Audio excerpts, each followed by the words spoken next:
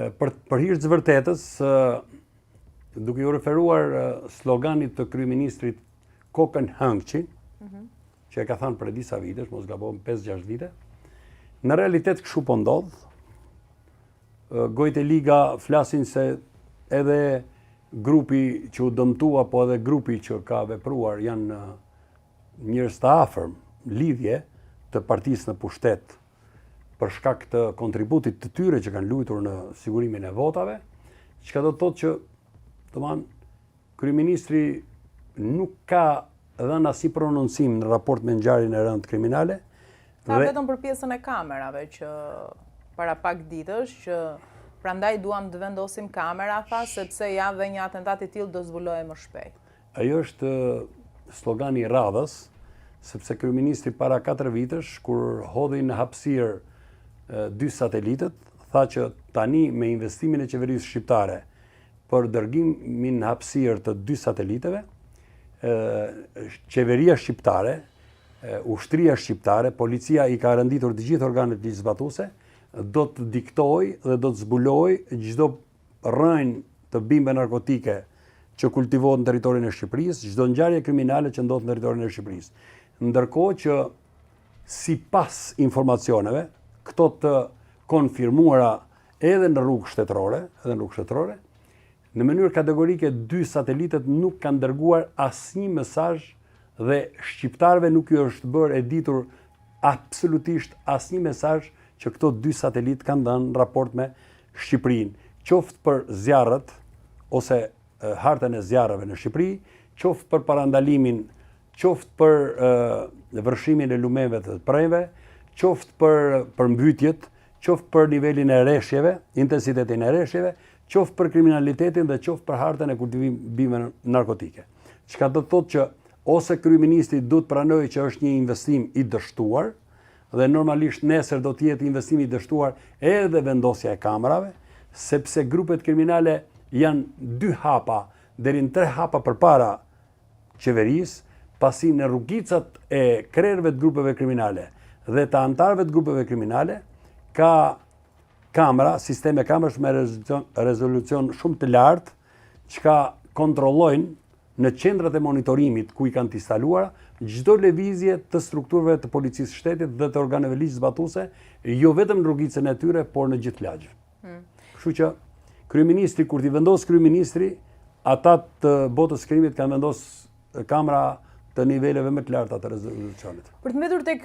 ngjarja konkrete, ka informacione se ka ekzistuar një informator me syze, siç përshkruhet, që ka ndjekur shënjestrën dhe shoqëruesin e tij. Çfarë do të prodhonte arrestimi i një personi të tillë nëse ka ekzistuar për zbardhjen e këtij atentati dhe si i përdorin bandat informator të tillë? Unë mendoj që kjo ngjarje do të zbardhet, sepse për hir të vërtetës janë bllokuar DVR-t e një numrit konsideruar shumë lokalesh, dhe që ka patur filmime të qarta të aktit të atentatit. Dhe kam mendimin që qoftë me formimin e identiteteve të personave që kanë marrë pjesë në rrethrodullimin e Nën Tereza, aty tek Rinasit,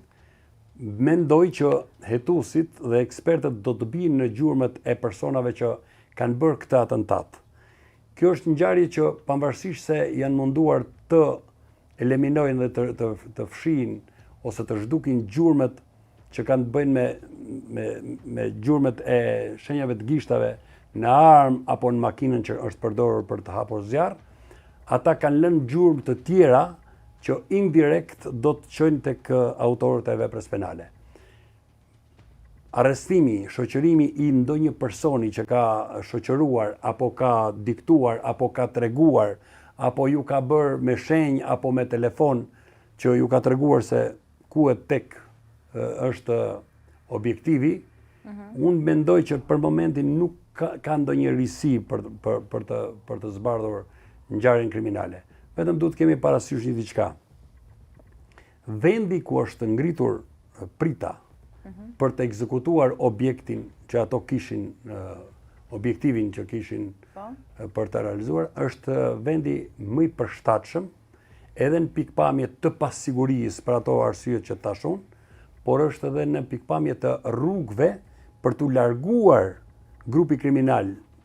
ekzekutorët, për të larguar drejtim zonave më të sigurta, si që në zona e Niklës apo e Fushkrujës. Sepse nëse do futeshin në rrugën që të qonë për në qafkashar, apo që të qonë për në autostrat, pra nëse objektivi i tyre do kishte preha e tyre, do të ishte futur në autostrat, do e kishin, ndoshta mund të ishte me lehtë për ta realizuar ekzekutimin e objektivit,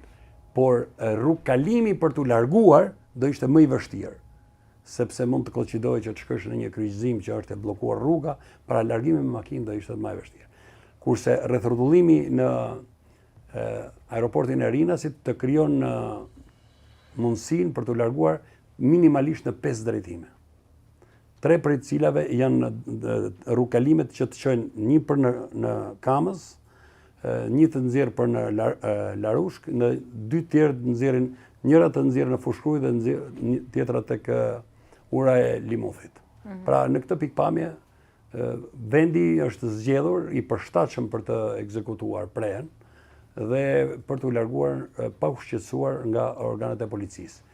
Por problemi qëndron që pse pikërisht ato zgjodhen ata,